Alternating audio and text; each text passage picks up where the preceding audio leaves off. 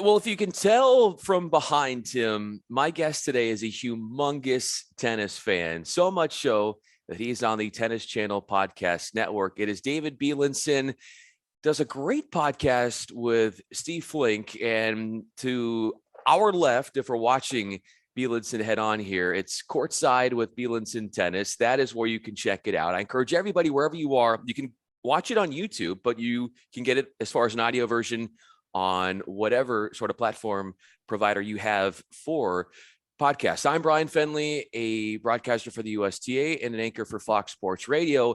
So in this conversation, David is usually on the other side. He's the one asking questions. So I thought, why not? Let's flip the script here a little bit and learn more about him and his build up in getting to become such a lover of tennis and how he's been able to channel those talents and those passions into the sport, from teaching and playing and now doing stuff in a media space. So let's start there, David. And first of all, thank you for doing this. Let's start with the media. Let's start what's behind you. Let's start with how I actually saw your work and how I was discovering you was seeing your podcasts out there. And you've done this with Steve for a little while now. What does getting into the podcast space, talking tennis, what does that do for you that was missing in your life beforehand? Yeah, well, first off, thank you so much, Bryan, for having me. I'm so looking forward to talking about tennis and my areas of involvement. And I love the work that you're doing. So keep doing everything what you're doing. As far as answering your question for podcasting, we'll kind of walk into it probably sometime during this conversation, but I was coaching a really good high school team where we had a number of kids who were starting to get recruited and play at the next level, at the collegiate level. And I started developing some relationships with some college coaches. And Bryan, I didn't have a clue what I was doing, but I'm like, okay, this is about 2016, 2017. I'm like, let's start trying to do this podcasting stuff. The technology was awful. I mean, if you go back to the early versions, you'll laugh. But if I can remember, I think it's a LinkedIn CEO said, a famous quote. He said, if you are not embarrassed by the first version of what you did, you've already started too late. So I know you just got to start, right? And that will be the starting point, and then you'll continue to evolve from there. And I loved it. And I didn't know what I was doing, but I just started it and I loved it. And there was an event, the 2017, the Delray Beach Open, which is a great 250. I've been going to that tournament for a while, and I sent an email to Lisa Franzen, who had been running the media room for years. And I told her a little bit about myself. I was a teaching pro. I'm involved in some high school tennis. And I started this podcast, and I was going to be there like the qualifying weekend before the tournament started. So the media room wasn't going to be fully packed and everything. And I said, look, I'm interested in seeing how this works. Is there any way I can sit in and just kind of absorb everything that's going in the first couple of days? And she emailed me back and she said, sure, I'll actually have you shadow someone. And with that, I was so thankful that she said yes. And I went in. It was 2017. I met some unbelievable people who, I mean, there's so many great people in the tennis industry, likes of Blair Henley, and Natalie Mikulich, Pete Holterman, all names that you and I are aware of. And there's so many good people in this industry that it just kind of snowballed from there. And I've been having so much fun with it. And then in 2019, in the fall of 2019, the Tennis Channel started their own podcast network, and they added me to it shortly after their launch.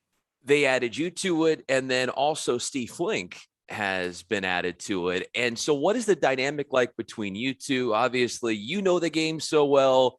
Steve certainly does, with all he's done in tennis journalism over the years and his just illustrious knowledge of history. You can go back to seemingly whatever year, and Steve will tell you exactly what happened. He has like a photographic memory of everything tennis related. So how do you guys play off of each other? And what's been the feedback and the response so far of you two working together and having a podcast on the Tennis Channel Podcast Network? Yeah. So, for a few years, it was just a one-man show. It was me. And I wanted the podcast to continue to evolve and grow. And I knew everyone knows of Steve in the tennis industry, right? But I didn't personally meet him. And thankfully, Randy Walker, who's done so much for the sport of tennis, personally introduced me to Steve. We clicked right away. I had him on as a guest, I think 2 or 3 times, and we just continued to talk. And again, we seemed to really jive and really communicate well. And I said, Steve, hey, you know what I'm doing. And Steve had given me some pretty good feedback. I said, I'm looking to keep growing this thing. Would you be interested in co-hosting it with me? And to my surprise, and I'm so thankful he did, he jumped at the opportunity, and we were having so much fun. And again, I don't have to brag on behalf of Steve. Everyone loves Steve. He's a legend in the industry. He brings so much to the podcast. And whether it's me and him just doing the pod, or we have a third guest on, we have so much fun. And that's what it is. It's just whether it's 20 minutes, whether it's 50 minutes with a third guest, it's just so much fun. We have a blast. David Beilinson is with us. He is on the Tennis Channel Podcast Network, courtside with Beilinson Tennis. Just mentioned he does it with Steve. I'm Bryan Fenley, a broadcaster for the USTA. So what have you learned getting the opportunity to work with Steve because of all the knowledge he has, David, and you have so much knowledge too, but like, how do you feel like you've become a better podcaster and a better tennis historian being around the likes of Steve Flink? Oh, when Steve talks, you just absorb and listen, right? He gets on a roll. You don't interrupt him. We've done enough episodes together where I know when he's rolling and not to kind of barge in. And the more and more we do the episodes, the more we understand each other. And doing it visually like this, we're doing this visually right now. If it was over a phone, sometimes we couldn't see some of those verbal cues. It's so much easier right now when we do this stuff visually. And he's taught me so much about the game. I mean, first of all, he's covered the game, before both of us have been alive. And his insight, he gives such great insight. He's been inside the media centers of basically every tournament you can think of. He's done all the Grand Slams and some. And his insight, he gives great insight that to me, I'm just kind of steering the direction and let him roll, because the listeners want to hear more from him than they do from me. I can tell you that much. Speaking of the insights that you learn from him, but that you also provide in the podcast, as you look at, and we'll get into this, how you got acclimated to the game when you were young and what you do as a coach and a teacher of the sport as well. But what do you think, what category or what part of the game of tennis, David, do you know the most about? Well, I'll tell you what, I loved the junior and the collegiate part of it first. That's when I said I started developing relationships with college coaches. When you first went back to when I had my podcast, a lot of them were college coaches. And I was closer to that, right? Because I had kids on my high school team who were looking to play at that next level. And I was talking to these coaches a lot, emailing, on the phone and whatever. So I felt like I was closer to that. When you're talking about a professional level, I was just a fan and I love talking tennis. And to have, some guests that I have, that I had, James Blake, Chris Evert, I had no idea that it was just me talking tennis. I was so privileged to have guests like that. And then to bring Steve on, and we've had Mary Carrillo and Tracy Austin. And it is just, again, for me at that level, it's me being a fan and just trying to steer the direction in the right way, steer the conversation in the right way, and then get out of the way and just enjoy the conversation. It's truly what I feel is my role. Well, and that role has led to this entity blossoming, and it will continue to grow as you continue to get that great content out there that you've been able to do, and how I found what you're doing. And I was introduced to you through YouTube. I was looking for great tennis content, learning to find places where I can go to for great analysis. And that's where I found you and Steve.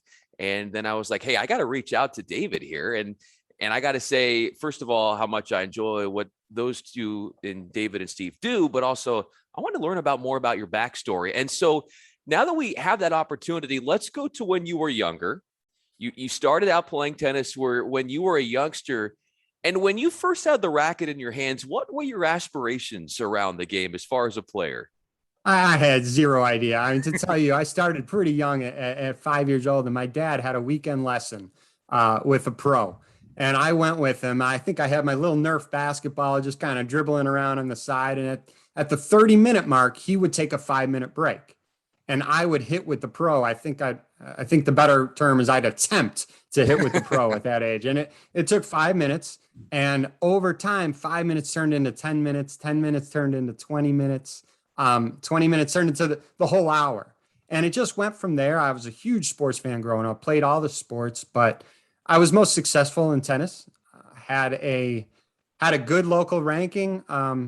Outside of that, there's nothing worth talking about. When played a lot of junior tournaments, and then when college the college decision started, that was a decision I had to make. Could I go to a smaller school and play, or go to a bigger school knowing that I was not going to play? And I took visits on both sides. I visited a few schools smaller where I knew I had the chance, the opportunity to play. But I also I had some friends just through sports and growing up a little older than me. They were at the University of Kansas. And I took that visit. And Brian, it's not fair to compare a big school like that to the smaller school. And I just fell in love with the University of Kansas. And when I went in the mid 90s, they had a men's team. They don't have a men's team anymore, Title IX, but they were really good. They had All-Americans, and they were loaded. They do have the girls team now. Shout out Todd Chapman. He's doing a great job with the program. They won the Big 12 a couple of years ago. Todd's doing a great job out there. So no regrets. I think my visit in high school, I think they had just beaten Indiana in the Elite Eight. I think we're going back. I'm going to age myself a little bit. I think it was the spring of 1993.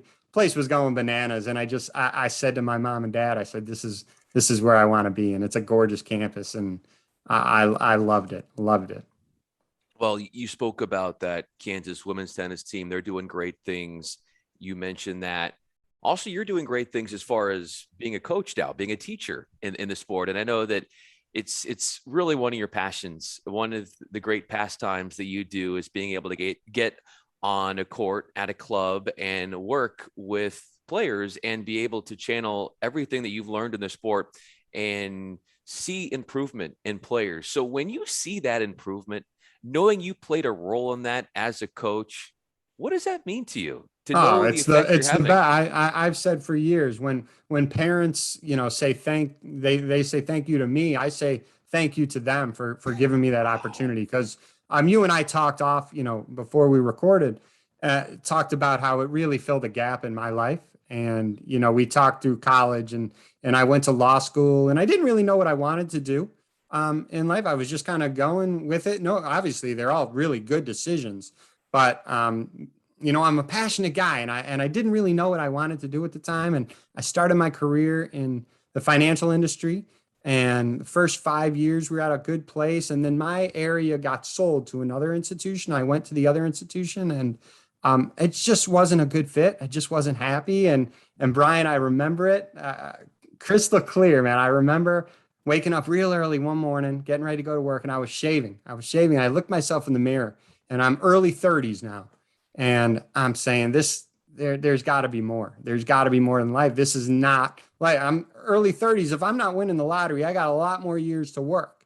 And it was at that moment, I really took a step back and said, what do I really love to do? One, and two, what am I relatively good at? Yeah. And that was tennis. And with that, I got USPTA certified, and then I got involved in high school coaching, and then it just kind of snowballed into there. And then the podcasting thing happened. And I think, when you do what you love, whatever it is, things just naturally happen. You don't say, I start here, and you start at A and it automatically goes to Z. I had no idea where all this would go. I just knew that I needed to have something in my life that I was really passionate about. And it's saved me, and I'm blessed to have all these opportunities. I really am. Well, I'm blessed to have the opportunity to have you on here. David Beilinson is with us. I'm Bryan Fenley. Of course, if it's not known already, get out there, subscribe to his podcast, watch it on YouTube or audio versions. You can see it, type in Courtside with Beilinson Tennis. Great work they do. And you mentioned, David, all those great guests you've had as well. So tennis fans are going to digest that content and love it. It is all part of the Tennis Channel Podcast Network. I'm Bryan Fenley, of course. And so when you think about, and I hear just the way in which tennis gives you a purpose in life, and it puts a smile on your face, and this is something that is so core to who you are. What would David Beilinson's life be like without tennis? I was living that life, Bryan, and I was making more money than I ever did, and I was as miserable. I was really, really miserable. And obviously money is important to a point. You need money. It affects your day-to-day life, but that's not the answer to happiness. And to meet people like you and Steve and all the wonderful people you and I both know in the industry, it's everything. It gives me a purpose. It gives me excited. And, I guess I would say to anyone who's struggling with whatever their purpose is, try to find something that you love to do. Try to find something that you love to do. And whether it's 15 minutes a day, look forward to that 15 minutes a day, because that 15 minutes a day will become an hour a day. That hour a day becomes, more and more. You wind up getting with people who share your passion, and it totally flips your mindset. And I will say this, when life is going good, it's like gravy. And when life is kicking you in the butt a little bit, you'll still have whatever that passion is that you have. It'll help you get over those tough times. I know it did with me. And, that's the advice I give. I know it's all goofy right now. We're trying to get out of this pandemic. We're still kind of in it. A lot of people are struggling, but if you can find that one thing that you love, dive headfirst into it, because you never know where it will evolve into. You just never know. And David, that's what I love about you, is the fact that you always have been able to find hope no matter the challenge of a time and what you've gone through. And that's what I think a lot of people, even if they aren't tennis fans, can learn from you, is that you always find a way.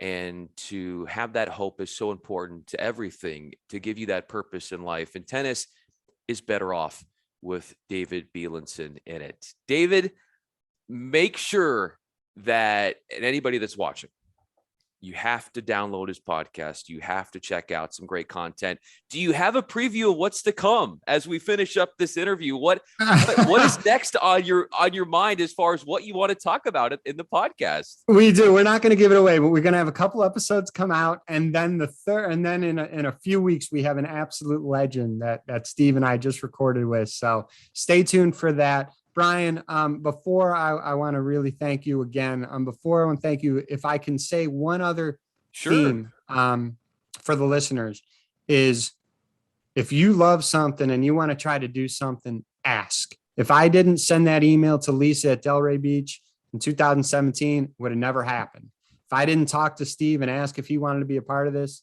it would have never happened. If you love something, ask. I'm not saying you're going to get a yes 100% of the time, but you're going to get a yes more often than you might think. So pour yourself into your passion.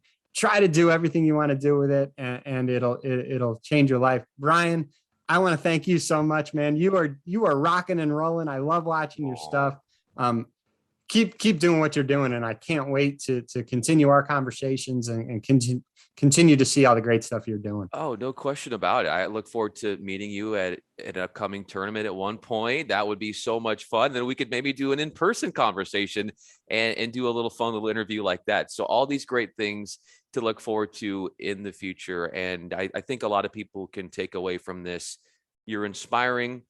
You love tennis, and the power of loving what you do. Those are the three themes, many of them that people will take away from this conversation, but the ones that really will resonate with me as I really continue on in this tennis journey myself. You do those three things just as well as anybody I've ever met. And I'm honored to have you on, and I want everybody to, again, check out your work. I love the tease you said. You didn't give it away, the next big interview you have, but that is perfect, because now that's going to up other people's anticipation, and then they're going to want to check this out. So be sure to follow David on Twitter will have his little handle underneath here of his name.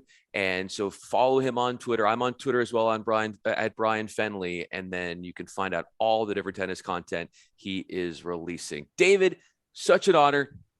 I appreciate your time so much. Thanks so much, Bryan. Had a blast.